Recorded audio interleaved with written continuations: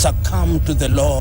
And PLO, the ship owner is going to turn around and we're going to pay a hefty fine one of these days. Yeah. Yes. The ship owner is going to say, demonstrate to me that there was heroin there. And in an international tribunal, we are going to ask, show us.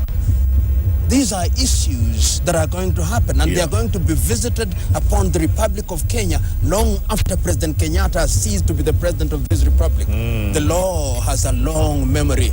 Indeed, indeed. Gentlemen, let's switch gears. And this week marks 1 week since the Westgate attack. 67 people dead, we were told. Billions destroyed in property. PLO, have we learned any lessons 1 year later? I'm not convinced, Jeff, that we have learned any lesson at all. Remember that we were promised that we would have a group of individuals, experts, to undertake investigation.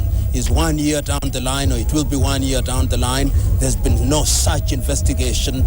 We were told that no stone would be left unturned, and we know that no stone has been turned. We assumed that individuals would take political responsibility. None has taken political responsibility. And what has come into our national culture now is what I describe as securitism.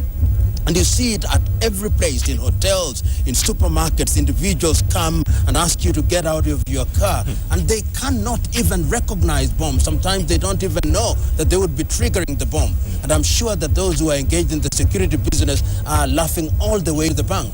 And the individuals who lost their loved ones are now seeing them treated as mere statistics. My view is that this country still deserves an explanation. The Americans have told us that somebody who was responsible for this entire evil enterprise has been killed, but that does not bring closure to this matter. Absolutely. We have not learned any lesson. No doubt. And Barack, again, it's that perpetual state of denial that we are in. Denial, denial, denial. Yes, and His Excellency the President said that with the demise of the mastermind, Godana, yes, that this brought closure to this matter, and which got me really worried because how can you say that this has brought the matter to foreclosure?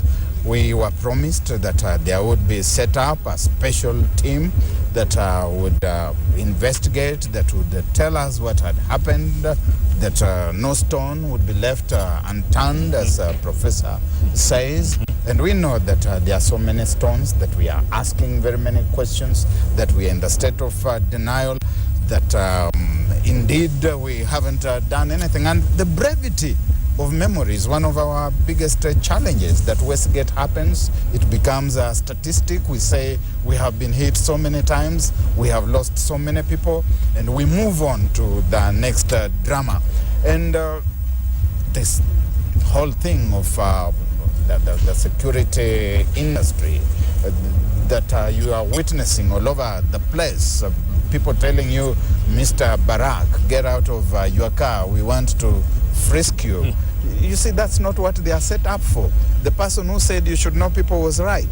That you're asking me to come out because you know me and you're feeling very happy about it, so that you can tell people that even Mr. Barack, we also frisk him. And when I get out of my car and it's raining and I'm being rained on, you feel very nice. And the only thing you do is to make some theatrics, some perfunctory histrionics and theatrics that you're looking as if you are doing anything useful, and you're not, and you flag me on. We have not learned anything, and somebody had better start taking this thing seriously.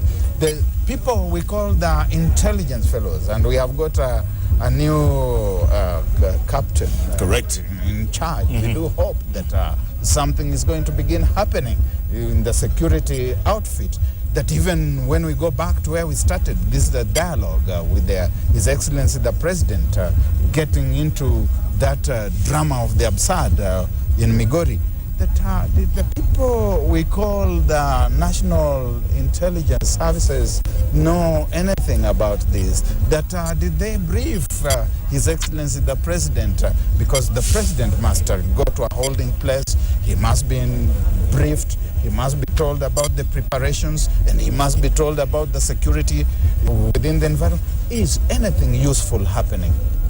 Yeah, big failure there, you're right, Barack. And PLO, the replacement of Gishangi with Kameru. I guess that's happened in the last year? Do we expect to see anything coming out of that? Barack alluded to it, but do you expect to see anything? I want to give, I'm very charitable on these matters, and I want to give Mr. Kameru the benefit of doubt. He comes with some credentials. We are told that he was at the very heart of Operation Linda Inchi in terms of the provision of intelligence. Yeah. But I'm not one who puts too much premium on individuals. I'm one who puts great premium on institutions. My hope is that he will re-engineer, he will rebuild the institution, he will reorient intelligence in a manner that it will occupy the position that it once did. It was once said that our intelligence was as good as the Scotland Yard and as good as the CIA and the FBI in Africa. And I believe that we have the capacity to be that good. One of the things that we must do, because what has happened in all our systems is corruption and ethnicity. So we must de-ethnicize and professionalize our institutions for the good of this country and depoliticize these institutions. And I hope that my good friend Kameru will be at the forefront of trying to ensure that the institution acquires its proper pride of place. Yeah, let's hope there's not that rivalry between Gishangi's people and Kameru's people and all that stuff. But that's bound to happen. But let's hope they keep focused on the bigger picture. We were as good as the Scotland Yard, but we must remember that there was a moment when we called the Scotland Yard to this country to help us with an investigation that remains a mystery to this country to date, more than 20 years after it happened. That when we brought in Troon to do his trooning in the Ouko murder saga, that the ailment had begun, the cancer had begun, and the cancer has crept very slowly and diligently to the point that the challenge before Kameru is systemic. That he has got to agree that if there are good people from Turkana who can do intelligence, let him work with them. If there are good people from Kwale, there are good people from Migori who can do this intelligence work, let him work with them. Somebody said, and I agree with him completely, that this country is one of the very few places in the world where somebody meets you and introduces himself and tells you that I work in the National Intelligence. Yeah? Indeed. Yes. It doesn't happen that way. No. The rest are ghosts. Absolutely. I think the word you're using, you're looking for, Barack, is metastasized. Yes. Is that the word? That is the word. Can I write down for myself? That is how cancer operates in the body. Gentlemen, we don't have too much time, but I have to mention, again, with the president, going to America to see your namesake over there. He was received quite warmly, let's face it, and the Americans are bending over backwards to come here now. Was it because of the Chinese? Let's face it. Chinese have anything to do with it? In the early days when we were young people and we were reading political science, we read Karl Marx. Yes. And Karl Marx was saying that imperialism was the highest stage of capitalism. And the Chinese were being labeled, classified as socialist, communist, and so on. And it was being said that they would not go abroad to seek empires, while the Americans were seeking the imperial capitalist presence in nations such as ours. You see, after the end of the Cold War, the Americans and the Western world sunk into some kind of complacency of a unipolar manifestation where they thought that the world was theirs for the taking. Now the Chinese have come with their own form of capitalism, which is again metastasizing. Metastasizing. all over the continent of Africa and the rest of the third world. Yes. It is spreading in a cancerous manner. And the Americans and the Western world are waking up. They are realizing that it is different. And so they are getting off the high horse. The things which they were telling us about transparency, about accountability, about whatnot, they are going to put them on the back burner. And this country remains extremely strategic in that regard. PLO, you agree? I have a different take. First of all, I was very pained that 50 African states were literally summoned to Washington. and essentially treated like high school children. Do this, do that, don't go Do there. this, Yeah. don't do this, Yes. don't do this. Yeah. And they were told that they would now get $30 billion US. A very pittance, if you ask me. We didn't factor the cost of taking their delegation to the United States of America, and that money, 3/4 of it will go back to American contractors. My own view is that going forward, Africa must do what Nkrumah said. Look neither east nor west, look forward and be non-aligned.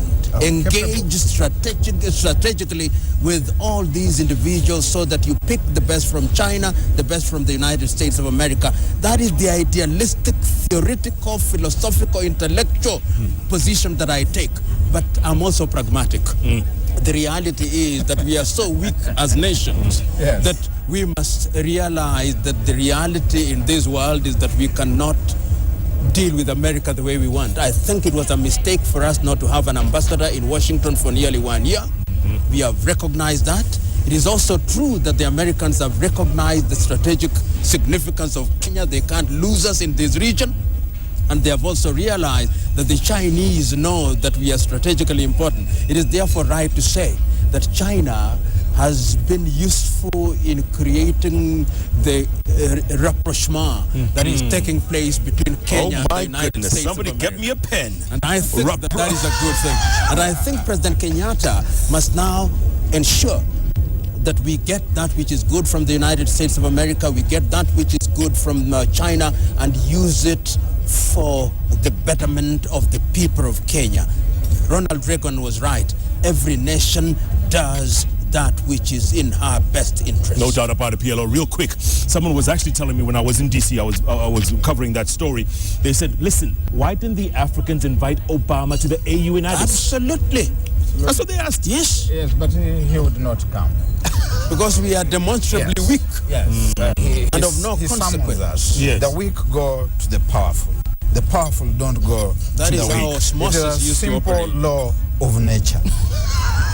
Metastasize. Metastasize. Rapprochement. I'm learning today. Gentlemen, we've got literally 2 minutes. Gonna give you each a minute to conclude.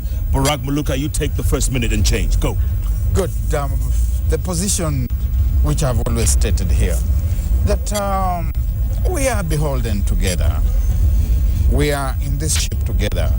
We, the people of this country, from that day when the colonial powers, in their own wisdom or lack of it, assembled somewhere and they partitioned us and they put us in these dockets, which are our new nation states.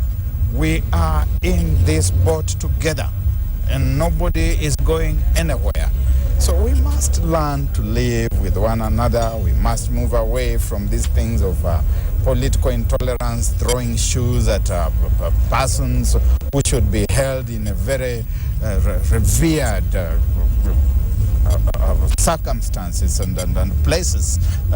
Even if you don't respect them, respecting the institution that they symbolize and represent. And then, of course, learning to take a more dialogical approach to issues. The things which we have talked about, security issues, referendum issues, these are things which we can resolve within a week, 2-3 weeks, place behind us, and move on, focus on developmental issues. And finally, it would be remiss not to say anything about the fourth estate. We in the media, we have the responsibility of informing people responsibly. We have the responsibility of editorializing, and we have the responsibility of agenda setting for this country. What kind of agenda do we set? Is it conflictual agenda all the time? I think we must all do a bit of soul searching. Absolutely. Inflection. Dr. PLO Lumumba, you get the last word. Jeff, my view is structured dialogue is at once the lifeblood and the mother's milk of democracy. We as a country must engage. The political class must liberate themselves from the false assumption that they own this country and that they are presiding over a country where they have mindless individuals. The best interest of this country requires that we do that which will ensure that devolution succeeds, ensure that institutions are nurtured and that they grow, and that everybody pulls in the right direction. We must, as I've said, and I repeat again, liberate ourselves from the chains of myopia of the political kind, from ethnicity, and from corruption. And we must ensure that we do not make electioneering a permanent staple in our democratic diet. We'll have constipation, and we cannot afford that. We are constipated. We are constipated. So it was Dr. Ron Archer, who was on the bench a few weeks ago, who said something very similar to what you're saying. He says, we all may have come on different ships, Yes, but we're all in the same boat. indeed. Remember when the Titanic sank? Everybody went. Those who were in the first class and in the third class. There you go. Together. They all went down. All went down. Good point, gentlemen. Good point. Constipation. Let me write that down. Apepsia. Dyspepsia. All right, Muluka. Dr. PLO, good to see you, man. Well done, gentlemen. Always great. A pleasure to see you guys. Dr. PLO Lumumba, Barack Muluka, my goodness. Rapprochement, histrionics, perfunctory. I'm learning some words. I like rapprochement, but I taught you one too, though. Metastasize. The best tag team on television, folks. Doesn't get any better than this.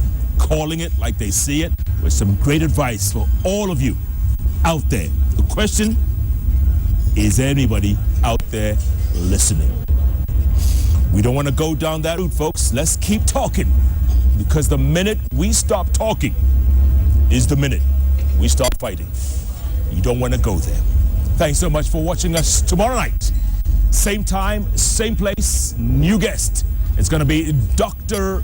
Julian Chula. I tell you, folks, you need to hear what this man has been doing. A great young man, only 39 years old. He's got a church on Mombasa Road, and he's revolutionizing mobile telephony. Tomorrow night, right here on Kenya's television network, KTN. Thanks so much for watching. Good night, and good luck. And Mr. Rapprochement. Rapprochement. Yeah. Yeah, rapprochement. Jeff Koinange